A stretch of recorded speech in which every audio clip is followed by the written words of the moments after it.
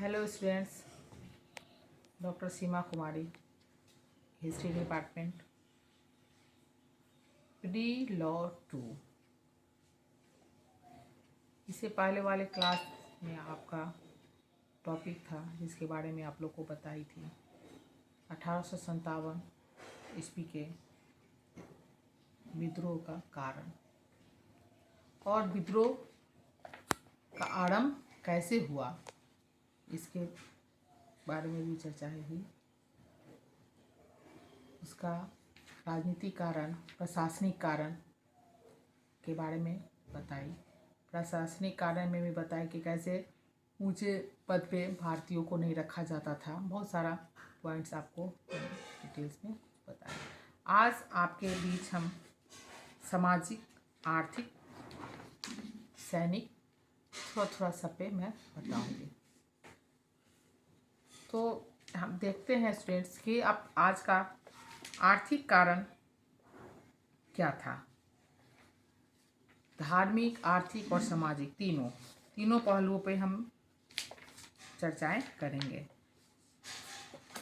तो आर्थिक शोषण अंग्रेजों के द्वारा क्या होता था। तो भारत में अंग्रेजों के शासन का मूल आधार भारत का आर्थिक शोषण था। देखते हैं कि वह अपना व्यापारिक या अपना वह कहाँ से शुरू किया था शासन। तो देखते हैं कि वह अंग्रेजों के शासन का प्रारंभ सर्वप्रथम बंगाल में हुआ था और यह ऐतिहासिक दृष्टिकोण से भी सिद्ध होता है कि 19वीं सदी के अंत तक बंगाल की जनसंख्या 1/3 रह गई थी। क्या कारण था कि 1/3 रह गई थी, जो कि उस समय सब पूरे भारत में वह जो बंगाल सूबे था वह सबसे धनाढ़ था। और अंग्रेज जो कि प्लासी की युद्ध में आप लोग को बताई थी कि प्लासी का युद्ध और बंगाल से ही अंग्रेज क्यों शुरू किया था, क्या कारण था। तो इस पे चर्चाएं हो चुकी है। तो वह क्या किया कि 1/3 से भी ज़्यादा में वह पूरा जंगल हो गया। पूरा जो भूमि था उसमें जंगल फैल गया। जंगलों में जानवरों के अतिरिक्त कुछ भी नहीं रहता था। स्वाभाविक है, जंगल है तो जानवर ही रहेगा। धीरे धीरे संपूर्ण यह स्थिति जो है वह धीरे धीरे भारत में यह बढ़ते चला गया। अंग्रेजों ने अपनी राजनीतिक सत्ता का पूर्ण लाभ उठाया। वह अपनी राजनीतिक सत्ता का पूर्ण लाभ उठाया और भारतीयों के हित के प्रति उदासीन रहकर अपने व्यापार और उद्योग को बढ़ाया। स्टूडेंट्स, उसकी तो मकसद ही थी कि हमें भारत को लूटना है।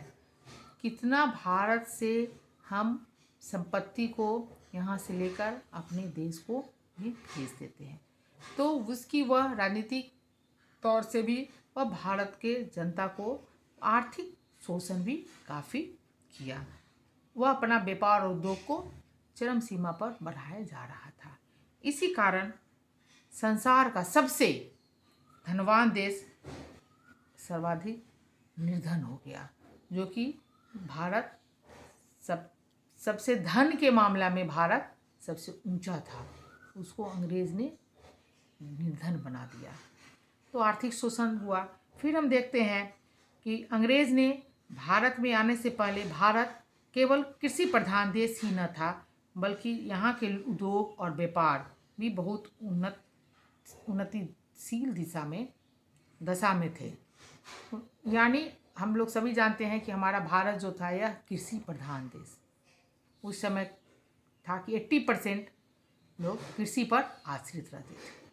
लेकिन सिर्फ कृषि पर ही नहीं रहते थे, व्यापार उद्योग में भी यह जो है इसकी दशा बहुत अच्छी थी। भारत विदेशों से अपार धन प्राप्त किया करता था। अंग्रेज व्यक्तियों में यह स्वीकार किया है कि पश्चिम के व्यापारियों के भारत में आने के समय इस देश के औद्योगिक प्रगति किसी भी प्रगतिशील यूरोपीय राज्य से कम न थी। यह खुद अंग्रेजों ने इस चीज़ को समझा है। तो स्टूडेंट हम देखते हैं कि 1769 ईस्वी में अंग्रेज ने यह नीति अपनाई थी कि भारत के बने हुए माल, यह चर्चाएं आपको हम और टॉपिक जब पढ़ाई थी उसमें भी बताई थी कि कैसे वह अंग्रेज अपना करता था काम, कैसे वह भारत से मजबूर कराता था। तो 1769 में अंग्रेज यानी अपना एक रूल बनाया कि भारत के बने हुए माल पर जो इंग्लैंड जाता था बहुत अधिक कर लेते थे और भारत के कच्चे माल का बहुत कम निर्यात करता था। इसके विपरीत जो माल इंग्लैंड में भारत आता था, जो इंग्लैंड से भारत आता था, उस पर बहुत कम आयात कर इंपोर्ट ड्यूटी था। तो हम देखते हैं कि अंग्रेज जो है आर्थिक शोषण करना शुरू कर दिया था और 19वीं सदी के प्रारंभ में भारतीय मलमल और कैली सूती कपड़े पर इंग्लैंड में क्रमशः 27% और 71% कर लिया जाता था। भारतीय कपड़े के मुकाबले अंग्रेजी कपड़े के व्यापार को न बढ़ा सके, उन्होंने इंग्लैंड में भारतीय कपड़ों का आयात भी बंद कर दिया। इसी प्रकार भारतीय रेशमी कपड़े पर इंग्लैंड ने 70% कर था। तो हम देखते हैं कि यह आर्थिक शोषण भी बहुत सारा ऐसा पॉइंट है कि मैं अभी शॉर्ट में बता रही हूँ। तो यह भारतीय जनता के साथ अंग्रेज जो है यह बहुत आर्थिक शोषण कर रहा था। तो यह इकोनॉमिक कॉजेज ये सब पॉइंट सब है। वह अंग्रेज एक ऐसा कृषि प्रधान उपनिवेश बन गया जो इंग्लैंड के उद्योग को कच्चा माल भेजता था और बने हुए माल को खरीदता था। काफ़ी ऐसी स्थिति आ गई कि यहाँ भारत के उद्योग में कोई भारतीय जनता को प्रॉफिट नहीं रहता था। अंग्रेजों के इस आर्थिक नीति के कारण भारत के जमींदार, किसान, मध्यम वर्ग, मजदूर, उद्योगपति और व्यापारी सभी नष्ट हो गए। अंग्रेज व्यापारी कंपनी के भारत की राजनीतिक सत्ता प्राप्त करके उसका आर्थिक दृष्टि से पूर्ण शोषण किया। तो यह निश्चय भारतीय अंग्रेज की इस नीति से घृणा करते थे और विदेशी अंग्रेजों की सत्ता समाप्त करने का अवसर खोज रहे थे। कौन? हमारे भारत के लोग। तो यह भी एक कारण बना, आर्थिक कारण। तो राजनीतिक कारण आपने देखा, प्रशासनिक कारण देखा, कैसे प्रशासन के सैनिक में, प्रशासनिक सेवा में, कोई भी ऊंचे पद पे, तो यह भारत को कैसे हुआ हीन दृष्टि देखता था और वह कहीं पे उसको कब्जा ऐसा नहीं हो कि वह भारत के कोई अगर जनता है तो वो अपने हित के लिए काम करे। तो जो भी ऊंचे पद था वह उस पर इंग्लैंड अपने को ही रखता था। आर्थिक में देखे कि कैसे आर्थिक शोषण करता। तो बहुत सारा इसमें और पॉइंट है, जो मेन पॉइंट सब था वो मैं आपको कुछ बताई। अब देखते हैं सामाजिक और धार्मिक क्या था। Social and religious causes.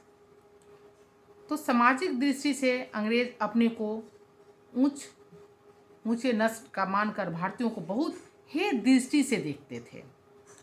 भारतीयों के प्रति उनका व्यवहार और उनका विचार बहुत ही अपमानजनक हुआ करते थे। अंग्रेज भारतीयों को स्थान स्थान पर अपमान करते थे, उनकी स्त्रियों के सम्मान पर आक्रमण करते थे।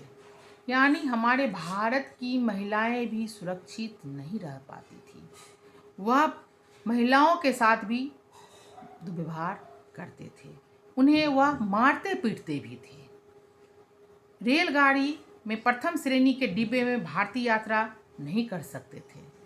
यानी रेल में जो गाड़ी प्रथम वाले फर्स्ट क्लास का बोगी होता था तो उसमें भारतीय नहीं बैठेंगे। यानी हम अपने ही घर में शोषण का शिकार बने हुए हैं, अपने ही घर में हम कैदी बन गए हैं।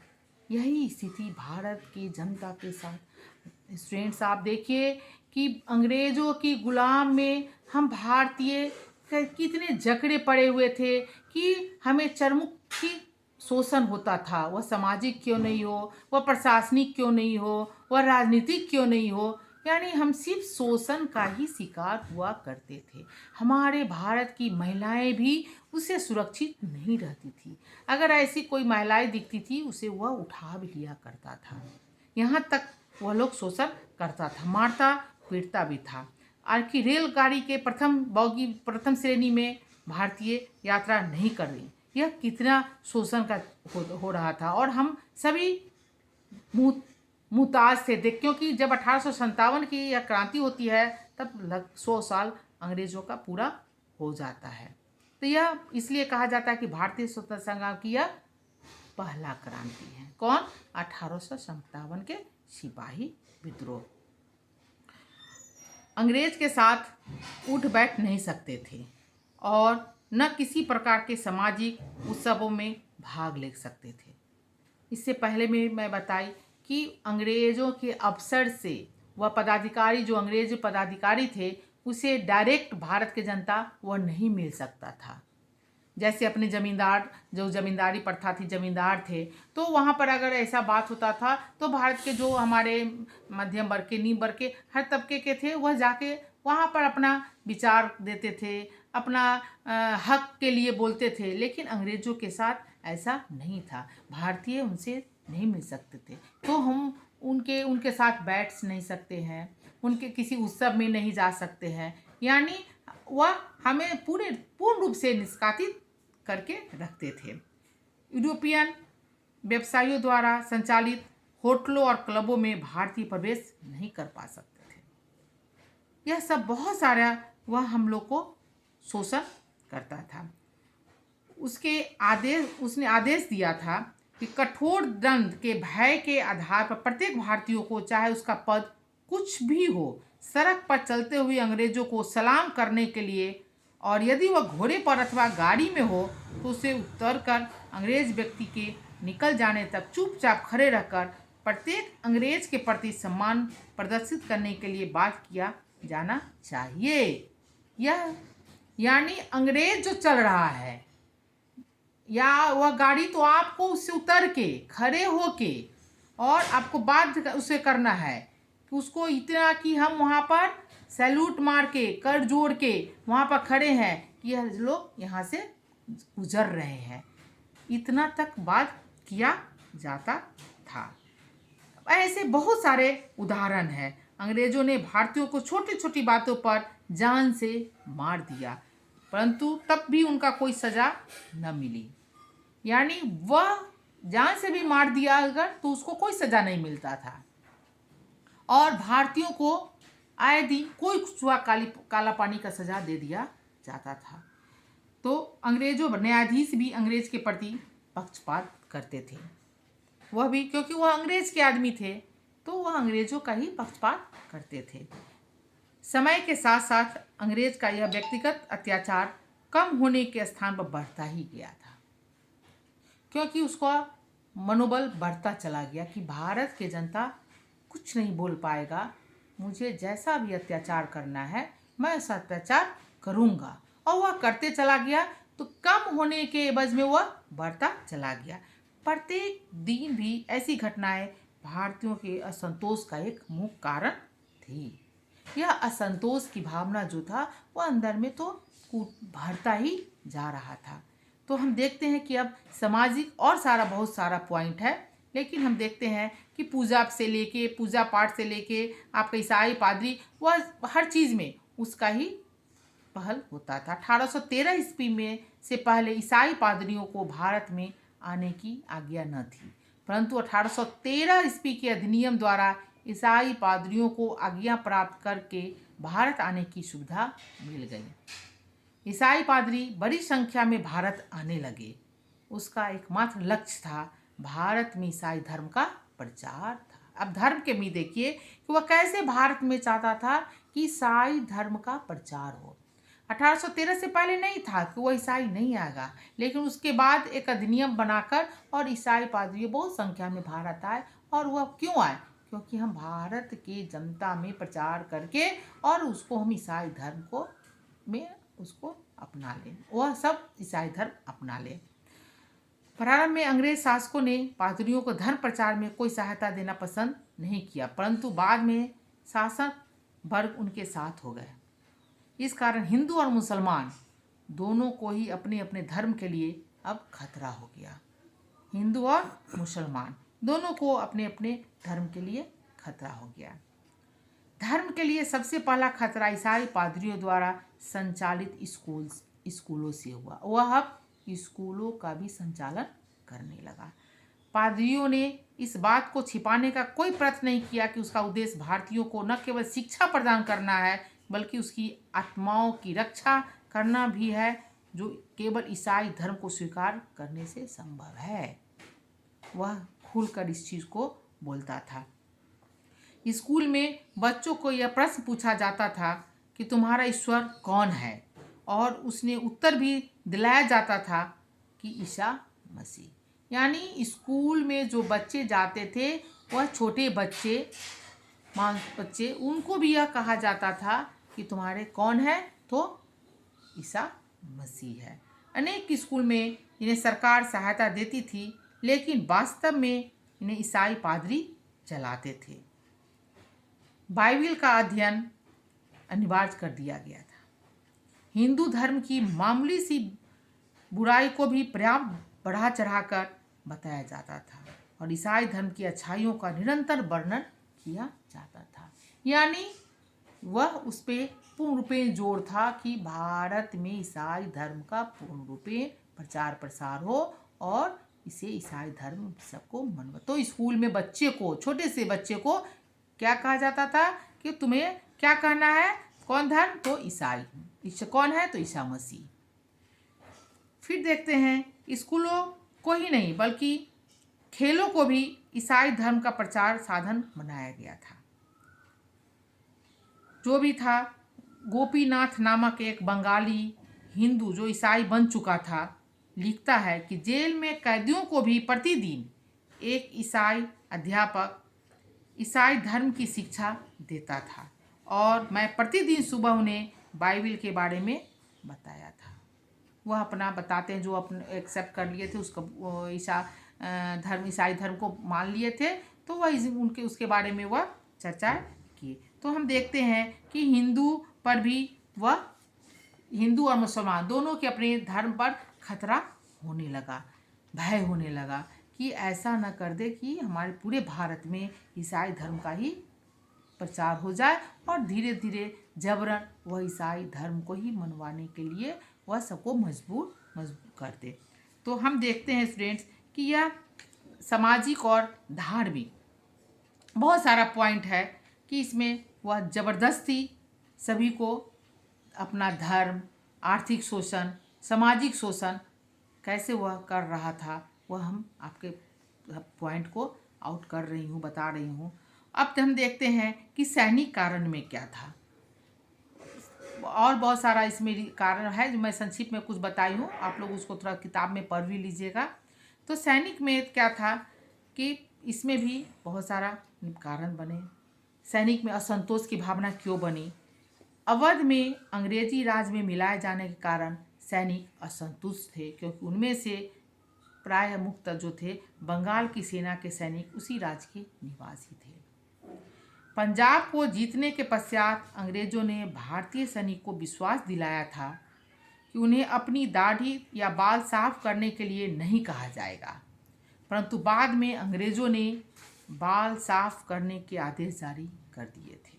तीसरा, सैनिकों को भय था कि अंग्रेज उनके धर्म को नष्ट करने पर तुल गए हैं, जो कि मैं बताई थी।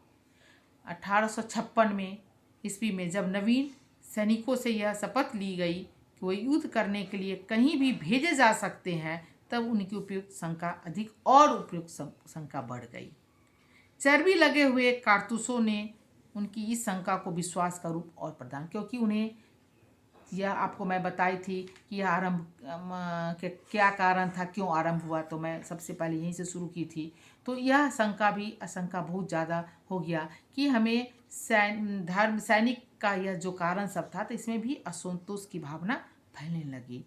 अनेक कारण और है था जो कि भयभीत सैनिक अंग्रेज शासन से असंतुष्ट हो गए थे। भारतीय नागरिकों के समान वे भी अपने धर्म भ्रष्ट किए जाने के प्रति शंकालु थे।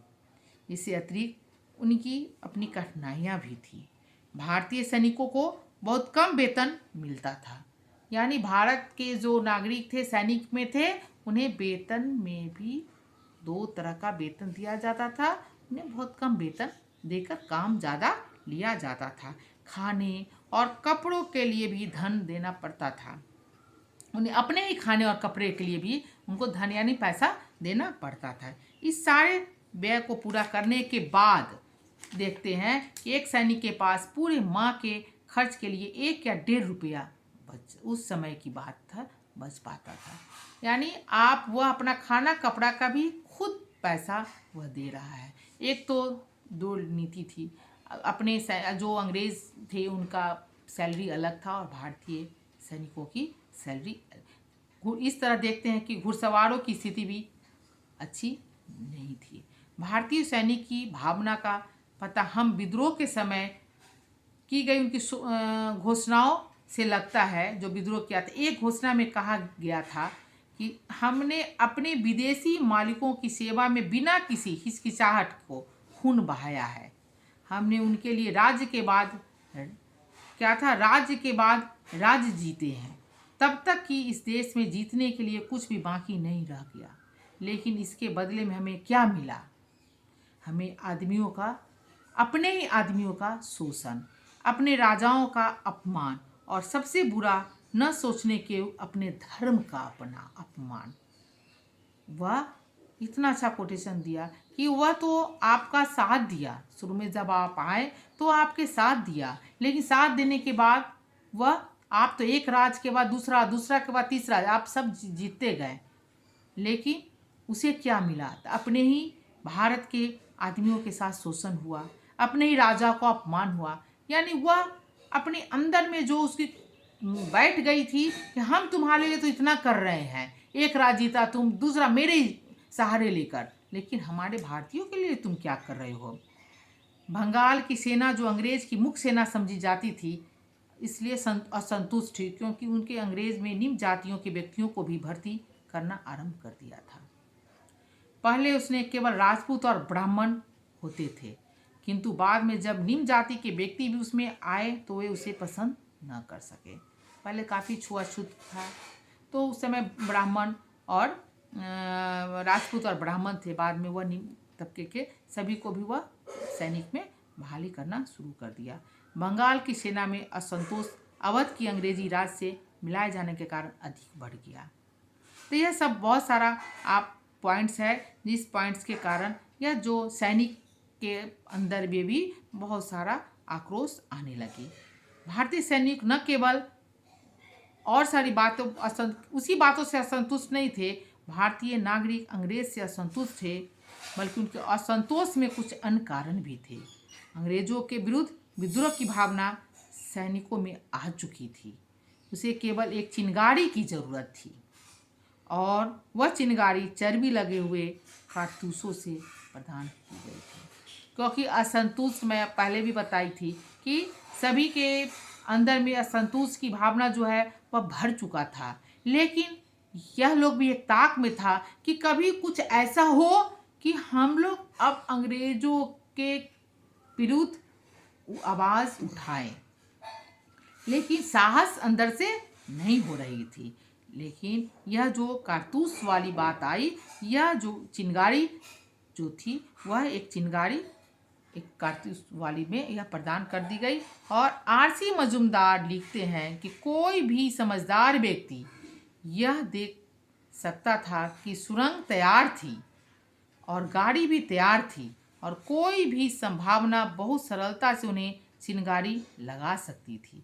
चर्बी लगे कारतूसों की कहानी ने या चिंगारी सुलगा दी और उसे जो धमाका हुआ उसे भारत में अंग्रेजी राज की जड़ें हिला दी। स्टूडेंट, तो यह सिपाही विद्रोह का यह कारतूस वाली जो थी चिंगारी, चर्बी लगे हुए कारतूस का जो यूज़ करना था, इससे भारत में अंग्रेजी राज के जड़े को हिला दिया।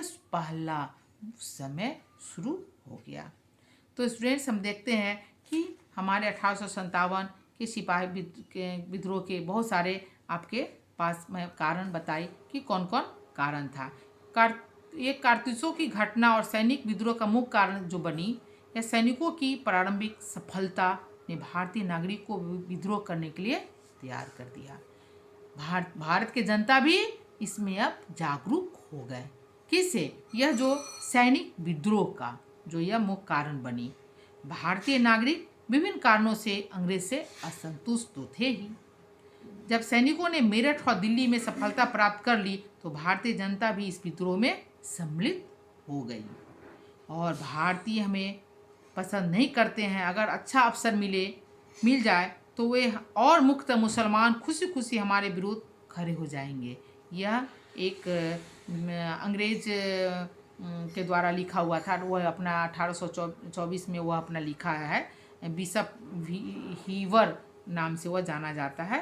Hever, HEVER, Hever. यह अवसर भारतीय जनता को सैनिक ने प्रदान कर दिया। यह अवसर कौन प्रदान किया?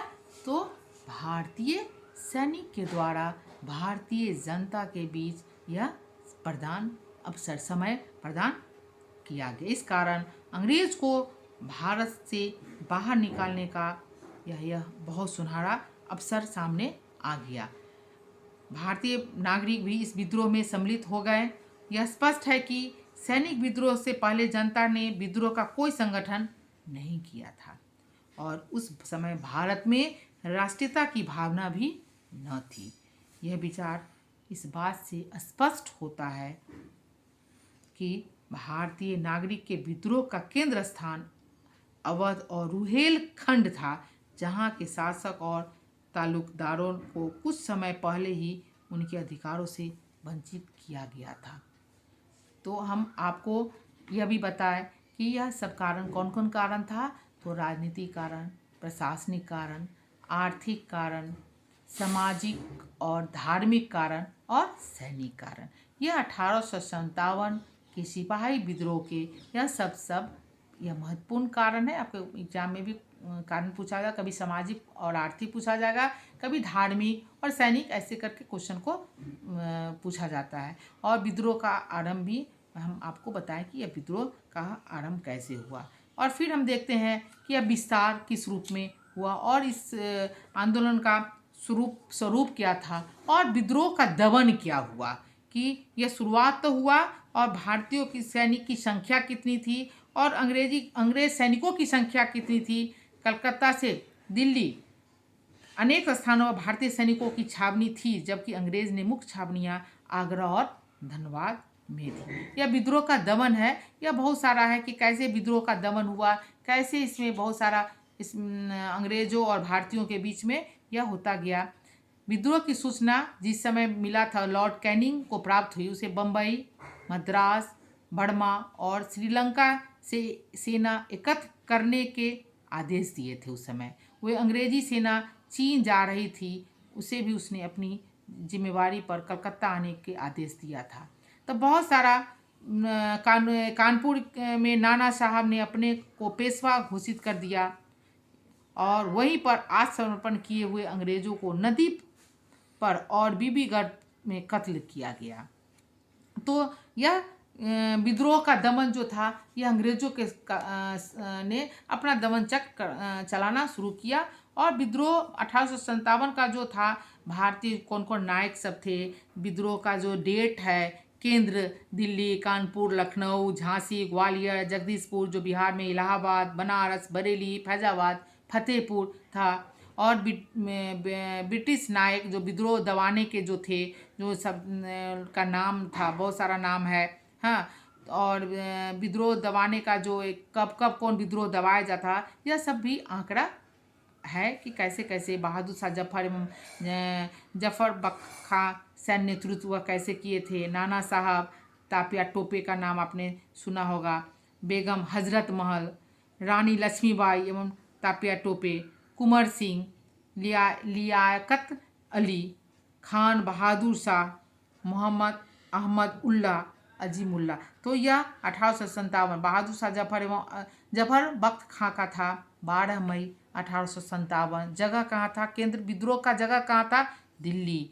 तो और कब हुआ था, तो 31 दिसंबर 1857 में। तो यह सब का भी आंकड़ा बना हुआ है। उसी समय झांसी की रानी जो हम लोग पढ़ते हैं कि कैसे लक्ष्मीबाई ने भी अंग्रेजों को वह छक्के छुड़ाई थी, तो इसी सब में आता है। और तब हम स्टूडेंट देखते हैं कि विद्रोह की असफलता का कारण क्या क्या था। तो यह विद्रोह की असफलता का भी कुछ पॉइंट्स है।